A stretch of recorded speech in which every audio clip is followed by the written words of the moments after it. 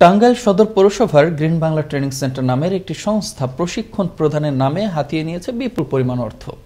এমন অভিযোগ ভুক্তভোগীদের। এদিকে পৌর কর্তৃপক্ষ বলছে নেওয়া হবে ব্যবস্থা, আর থানা পুলিশ জানায় মামলা দায়ের হলে নেওয়া হবে আইনি পদক্ষেপ। টাঙ্গাইল থেকে মেহেদী হাসান চৌধুরীর প্রতিবেদনে আরো জানাচ্ছেন আবরার আহমেদ মাহি।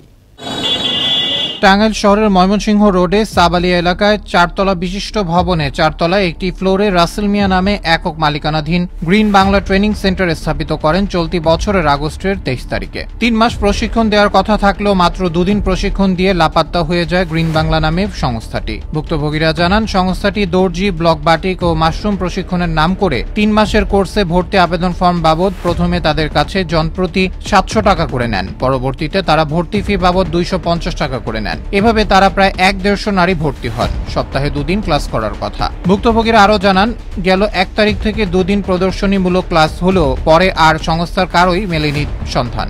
এমনকি তাদের মোবাইলে একাধিকবার কল দিলেও তারা কল রিসিভ করেননি। আমাদের যা বলছে আমরা সেই অনুযায়ী ভর্তি হয়েছি, টাকা দিছি 3000 আর লোন দিবে তার জন্য 700 টাকা।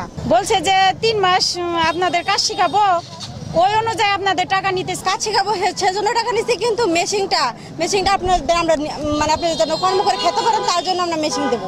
ট্রেড লাইসেন্স যাচাই বাছাই না করে দেওয়ার অভিযোগ করলে পৌরসভার মেয়র বলেন, নিয়ম অনুযায়ী ট্রেড লাইসেন্স দেওয়া হয়েছে, যদি এ ধরনের অভিযোগ থাকে তাহলে ব্যবস্থা নেওয়া হবে। সুনির্দিষ্ট দোকান ব্যবসা উল্লেখপূর্বক আবেদন করত, তারপর আমরা তার নামে ট্রেড লাইসেন্স ইস্যু করে থাকি। কেউ দুর্নীতির আশ্রয় নিয়ে যদি আত্মগোপন করে থাকেন সেটা আমরা অবশ্যই খতিয়ে দেখতেছি। এদিকে সংস্থাটিতে কর্মরত কর্মচারীদের থানায় আনা হয়েছে জানিয়ে থানা পুলিশ জানায়, মামলা হলে নেওয়া হবে যথাযথ ব্যবস্থা। 6-7 জন কর্মী আছেন যারা সেখানে কাজ করেন, তারাও বেশ ঘেরাও অবস্থা আছে। পরে আমরা ওই জনগণের রোষানল থেকে আমরা যে 6-7 জনকে সেখানে রেস্কিউ করে নিয়ে আসছি। এখন তারা আমাদের থানাতে আছে। লিখিত অভিযোগের প্রেক্ষিতে আমরা আইনগত ব্যবস্থা নেব। স্থানীয় সচেতন মহল বলছে, এমন আরো যেখানে যেখানে এ ধরনের প্রতিষ্ঠান রয়েছে সেগুলোর প্রতি নজরদারি বাড়ানো দরকার, আর অভিযুক্ত প্রতিষ্ঠানের বিষয়ে যথাযথ ব্যবস্থা গ্রহণ করবে সংশ্লিষ্ট কর্তৃপক্ষ। এমনটাই প্রত্যাশা সবার।